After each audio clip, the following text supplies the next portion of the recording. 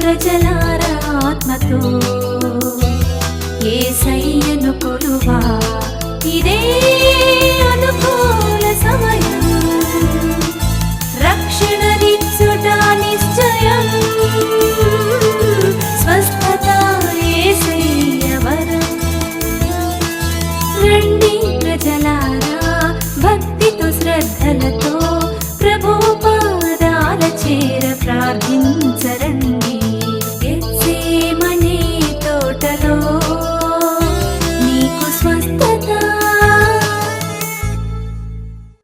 దైవజనులు ప్రభు కొరకు సమస్తము సమర్పించుకొని ఆంధ్రదేశమంతటా బహుగా వాడబడుచు యేసు నామములో ఎంతో మందిని స్వస్థపరచుచు ప్రభు రాకడ కొరకు అందరినీ ఆయత్తపరచుచు సంఘ సహవాసంలో విరివిగా వాడబడుచున్న దైవజనులు యజ్ఞమూర్తి వేణుగోపాల్ గారిచే వాక్యోపదేశం విందాం. దానికి ముందు ఒక భక్తి గీతం.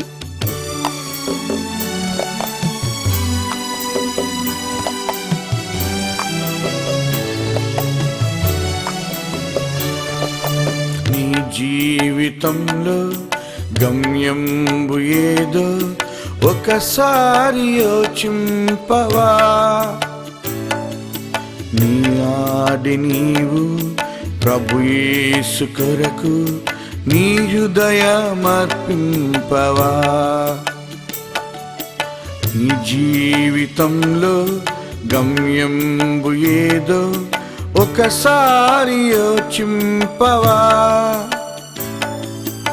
ఈనాడి నీవు ప్రభు యేసు కొరకు నీ హృదయమర్పింపవా.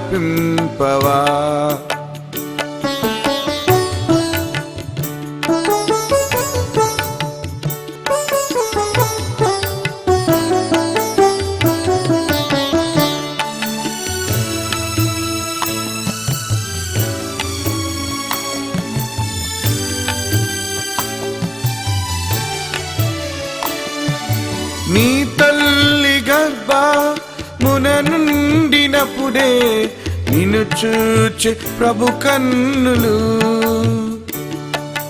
నీ తల్లి గర్భమున నుండినప్పుడే నిన్ను చూచే ప్రభు కన్నులు. యోచించినావా ఏ రీతి నిన్ను నిర్మించే తన చేతులు. యోచించినావా ఏ రీతి నిన్ను నిర్మించే తన చేతులు. నీ జీవితంలో గమ్యంబు ఏదో ఒకసారి యోచింపవా. ఈనాడి నీవు ప్రభు యేసు కొరకు నీ హృదయమర్పింపవా. యేసు ఆ మాట విని, రోగులకే గాని ఆరోగ్యం గల వారికి వైద్యుడు అక్కర్లేదు, నేను పాపులనే పిలువవచ్చునని గాని నీతిమంతుని పిలువరాలని వారితో చెప్పాను. ఆమేన్. దేవునికి స్తోత్రం.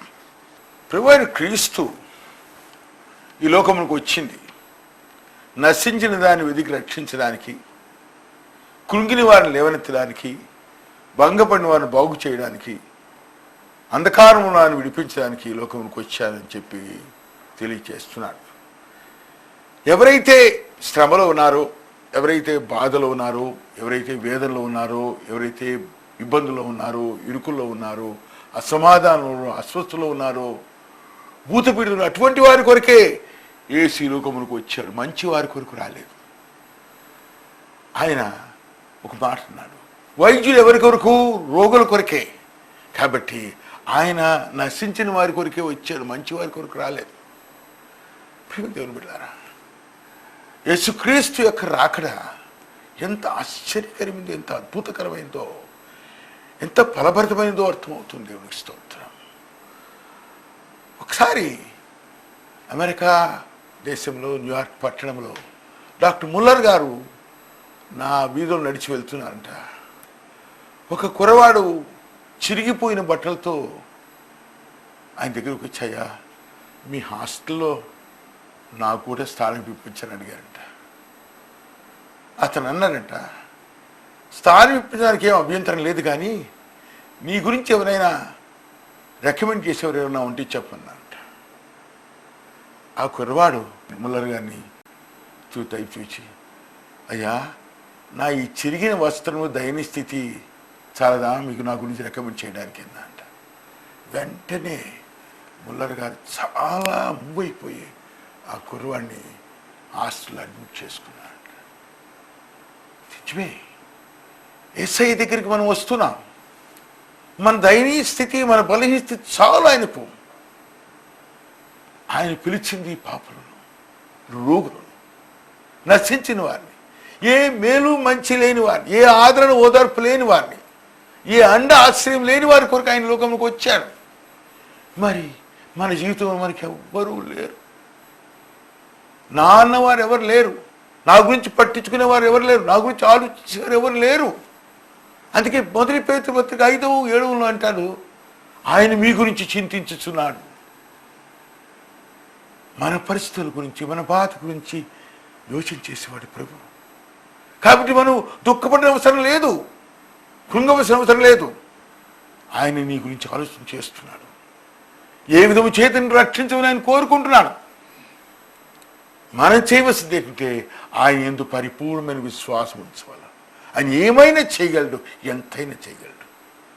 అడుగుటిని వలనైతే అడుగువాని సమస్తము సాధ్యమని సెలవిచ్చిన దేవుడు ఎంతైనా చేయగలడు. దేవునికి స్తోత్రం. ఆ ప్రభువుని అడిగి ఆయన నుండి పొందగలిగిన భాగ్యము, ధన్యత అది ఎంత ఆశ్చర్యకరమైనది. దేవునికి స్తోత్రం. అనేక సార్లు అనేక మంది రోగులు ఆయన సన్నిధికి వస్తుంటారు. ఒకసారి నేను చిరాల దగ్గర కారం చేడు 5 మైళ్ళ దూరంలో కొంకలమరి అనే గ్రామం ఉంది, అక్కడికి వెళ్ళాను. ఆ ఊరు మున్సబు గారు, ముత్తయ్య గారు, ఆయన వారి వెంకటరత్నం గారు, ఆమెకు గుండె ఎన్లార్జ్మెంటు, లేవల్ మంచంలో ఉంది. ఆమెకు ప్రార్థించి తీసుకెళ్ళాను. నేను తీసుకెళ్ళినప్పుడు నేను స్నానం చేసి కూర్చున్న తర్వాత అందరికీ ప్రార్థన చేసి ఆమె దగ్గరికి వెళ్ళి లే అన్నాను. అయ్యా నేను లేవలేను, నా గుండె బలహీనత అనేది. నీ గుండె బలహీనత తీసివేశాడు దేవుడు. యేసు నామమున లేచి కూర్చొని, Yesu in the mighty lord Jesus of Nazareth heal.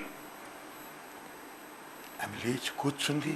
కూర్చోడమే కాదు, లేచి నిలబడి అందరికీ పరిచయం చేయడం మొదలుపెట్టింది. ప్రేమ దేవుని బిడ్డలారా, ఆ తర్వాత దాదాపు 15 సంవత్సరములు ఆమె బ్రతికి అనేకులను క్రీస్తుకి నడిపించింది.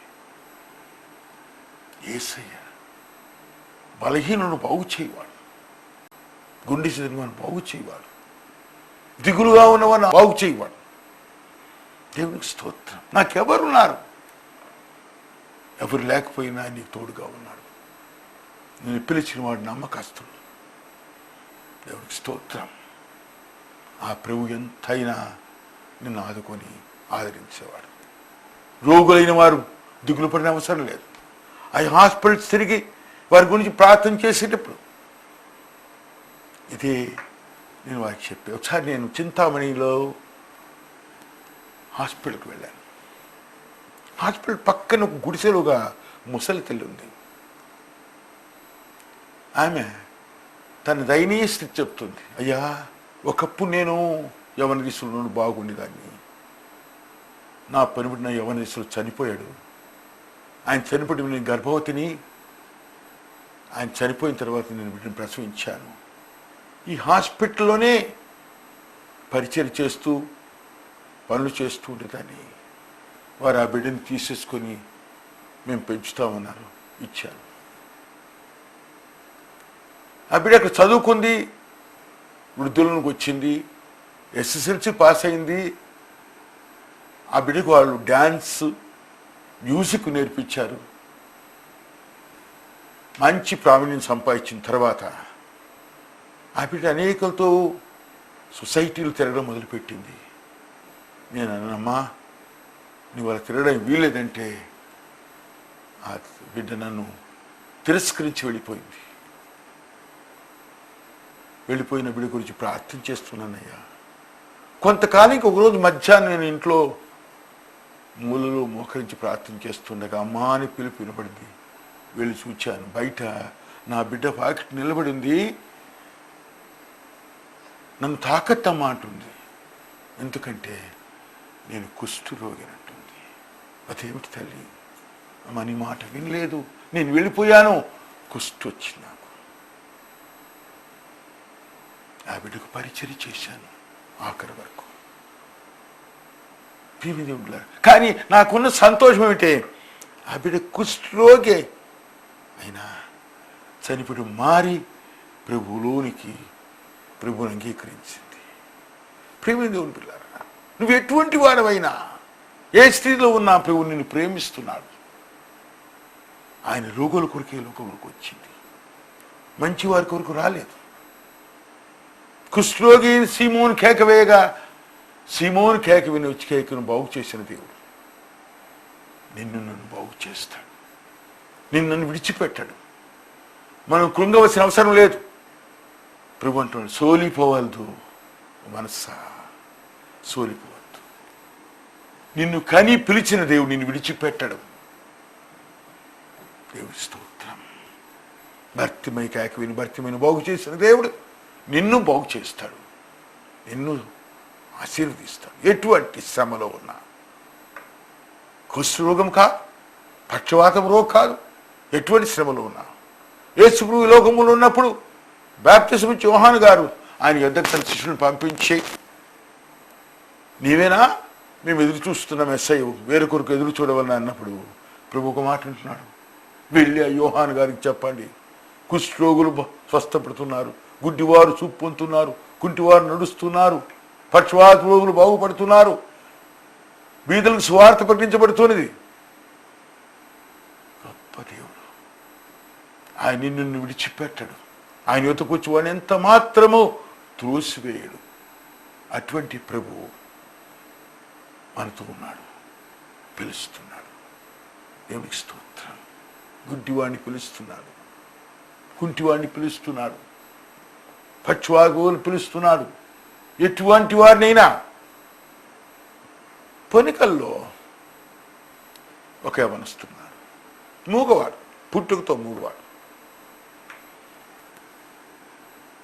అతను రోజు 15 ఏళ్ల వయస్సు, పేరు కరిమల. అతను చర్చిలోకి వచ్చాడు ప్రార్థనకు. ప్రార్థన స్వస్థ ప్రార్థన చేస్తుండగా అతని నోరు పైన నాలుగు తెరిచి హీల్ అని ప్రార్థన చేస్తే, నోరు లేనివాడు అమ్మా అమ్మా అమ్మా అని మొదలుపెట్టాడు, మొదలుపెట్టాడు. ఇప్పుడు అతను చదువుకొని పై చదువులు చదువుతున్నాడు. దేవునికి స్తోత్రం. ఎవరైనా చూడొచ్చు, సజీవ సాక్షి. ఆయన దగ్గరికి వస్తే, ఆయన అడిగితే ఆయన ఏమైనా చేస్తాడు, ఎన్నైనా చేస్తాడు. దేవునికి స్తోత్రం. ఎన్ని కుటుంబాలను దేవుడు బాగు చేశాడు. గుంటూరులో ఒక తల్లి ఉండేది, ఆమె పేరు మర్సి. ఎల్జిఎం హై స్కూల్లో టీచర్గా ఎంఎడ్ చేసి టీచర్గా చేస్తుంది. ఆమెను అంధకార శక్తి ఆవరించింది. భయంకరమైన అంధకార శక్తి, ఘట సర్పము ఆమె పైన ఉండేది. అటువంటి ఆమె ఎక్కడ బాగుపడక ప్రార్థనకు వచ్చి ఆమె పైన చేయబెట్టి ప్రార్థన చేస్తుంటే ఆమె భుజం పైన పాము తల పెట్టుకుని కనపడేది. ప్రార్థన చేయగా ప్రతిసారి హీల్ అంటే భగ్గుమనేది ఆ పాము జరిగేది. కనపడి కొన్ని వారాలకు ఆ పాము వెళ్ళిపోయింది. ఆమె స్వస్థపడిపోయింది. స్వస్థపరిచి యెహోవా. అలాగే గుంటూరులో నగరంపాలెంలో క్రిస్టఫర్ శాంసన్ అని ఎంప్లాయ్మెంట్ ఆఫీసర్ ఉండేవాడు. ఆయనకి 2 బిడ్డలు, భార్య. నగరంపాలెంలో మేడలో ఉండేవాడు. వారింటిలో ఎవరు చీకటి అంధకారం చేతబడి చేశారంట. భోంచేస్తూ బల్లపైన అన్ని సామాన్లు పెట్టుకుంటే ఉన్నట్టుండి రక్తం పడిపోయేది. అన్ని సామాన్లు వాసన కొట్టేసారు. వారు వచ్చి ప్రార్థనకు వచ్చారు. అయ్యా ప్రార్థన చేయవాలని అడిగినప్పుడు అన్నాను, అయ్యా అక్కడికి వచ్చి ప్రార్థన చేయక్కర్లేదు. శతాధిపతి ఏమంటున్నాడు, ప్రభువా నువ్వు ఇక్కడికి రాక్కర్లేదు, అక్కడి నుంచి సెలవిస్తే చాలు. ఇక్కడ ప్రార్థన చేసి యేసునామమును గద్దించాం, అంతే. ఆ రోజు నుంచి అంధకారం వారిని వదిలిపోయింది. దేవునికి స్తోత్రం. ప్రియమైన దేవుని బిడ్డలారా, యేసు ఎంతైనా చేయగలడు. నువ్వు ఎంత నమ్మితే అంత ఆయన నమ్మకం ఉంటాడు. ఎంత ప్రేమిస్తే అంతగా నేను ప్రేమిస్తాడు. ఎంతైనా నమ్మదగిన దేవుడు. నిన్ను విడిచిపెట్టుకోడు, నిన్ను విడవడు, ఎడబాయుడు. అది నా జీవితంలో నేను అనుభవించిన సత్యం. అది మార్కు సువార్త 5:25 ఆమె 12 సంవత్సరములు రక్తస్రావముతో బాధపడి ఏ మేలు పొందలేక చిక్కి శల్యమైపోయి భయంకరమైన స్థితిలో ఆమె వస్తే యేసు వస్త్రపు చెంగు ముట్టుకుంటే స్వస్థపడిపోయింది. అదేవిధంగా రామవరపాడు నుంచి ఒక తల్లి వచ్చేది, ఆమె పేరు నరసమ్మ. ఆమెకు క్యాన్సర్, అబ్డామినల్ క్యాన్సర్.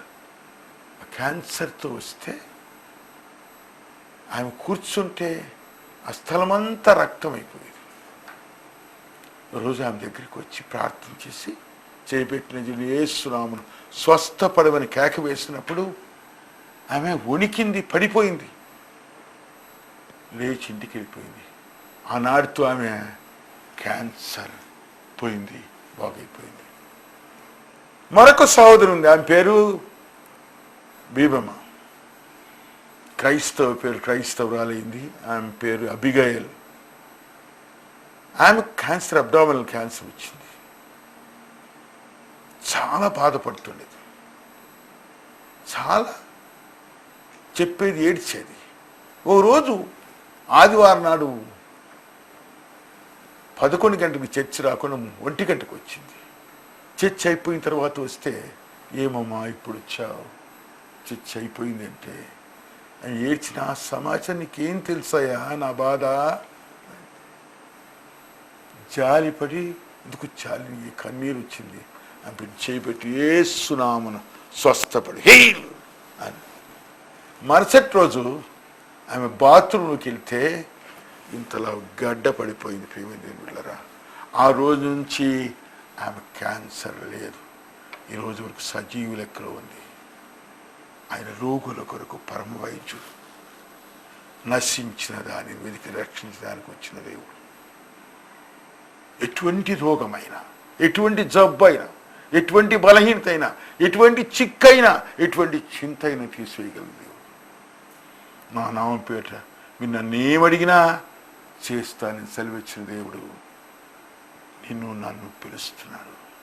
ప్రేమతో పిలుస్తున్నాడు, జాలితో పిలుస్తున్నాడు, కనికరంతో పిలుస్తున్నాడు, రమ్మంటున్నాడు. యేసురాజు నిన్ను పిలచెను, ప్రేమతోడ నిన్ను కోరెను. కాలయాప నీల క్రైస్తవా, క్రీస్తు కొరకు పంట కూర్చవా. యేసురాజు నిన్ను పిలచెను, నిర్విచార రీతి నెట్లు నేల నిలుతువో. నిన్ను పిలుచు క్రీస్తు స్వరము నాలకింపవా. చూచుచుందువా నీదు సాక్ష్యమీయవా, చూచుచుందువా నీదు సాక్ష్యమీయవా. భారరహిత మేల క్రైస్తవా. యేసయ్య పిలుస్తున్నాడు, ప్రేమతో పిలుస్తున్నాడు. ఆయనని మేలు పొంది సాక్షిగా ఉండమే దేవుడు కోరుకునేది.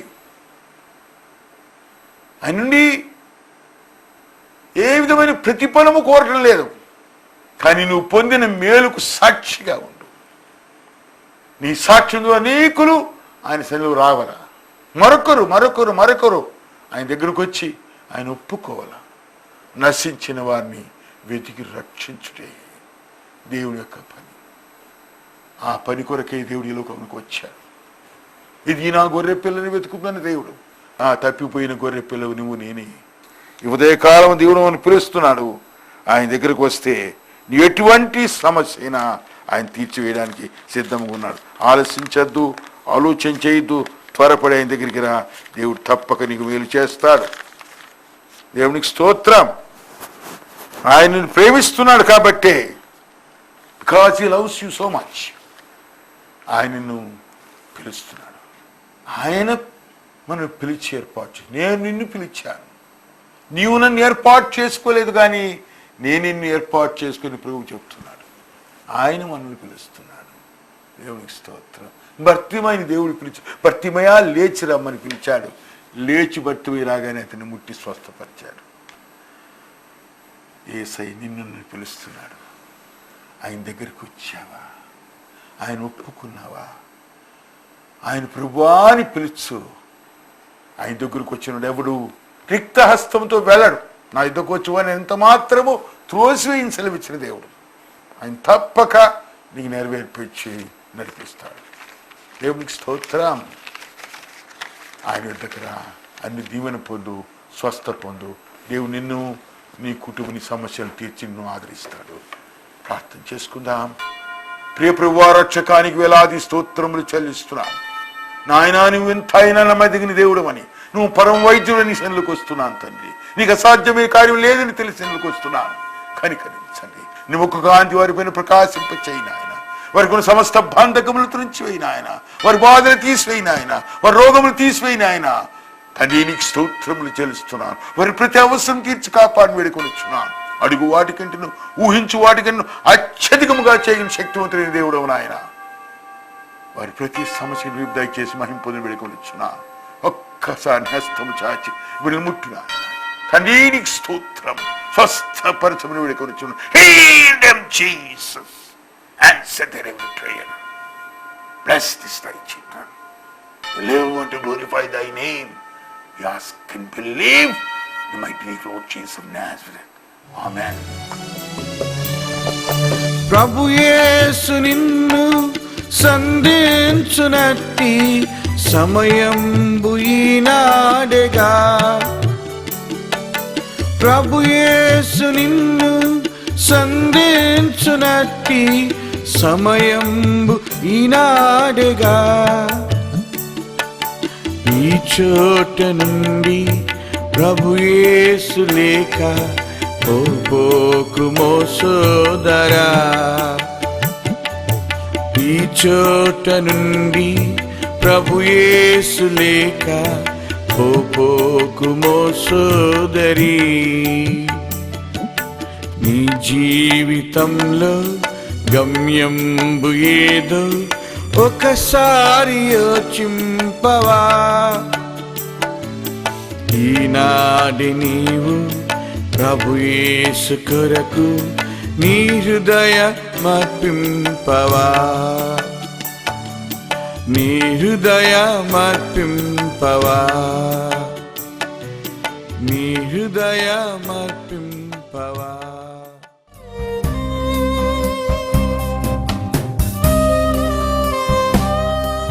నా పేరు ప్రియంవద. నేను హైందవ కుటుంబంలో జన్మించాను. నాకు క్రీస్తు గురించి నా స్నేహితురాలు బ్యూలా చెప్తూ ఉండేది. వాళ్ళ నాన్నగారికి దేవుడు ఎప్పుడో డాక్టర్స్ ఎప్పుడో టైం చెప్పేసినా కూడా ప్రార్థనను బట్టి ఆయన ఈ రోజు వరకు సజీవుల లెక్కలో ఉన్నది. మళ్ళీ సంఘంలో క్యాన్సర్స్ ఎలా తగ్గినవి అవన్నీ తను చెప్తూ ఉంటే ఎక్కడో కొంచెం విశ్వాసం వచ్చింది నాకు. అలాంటి సమయంలో యేసుక్రీస్తు ప్రభు ఒకసారి నాకు కళ్ళలో కనిపించి 2 చేతులు చాపి, అమ్మ ప్రియా నా దగ్గరికి రా అని పిలుస్తున్నారు. ఈయన ఎవరు చూస్తుంటే యేసు ప్రభువులా ఉన్నారు, నన్ను రమ్మంటున్నారు ఏమిటి నా అనుకున్నాను.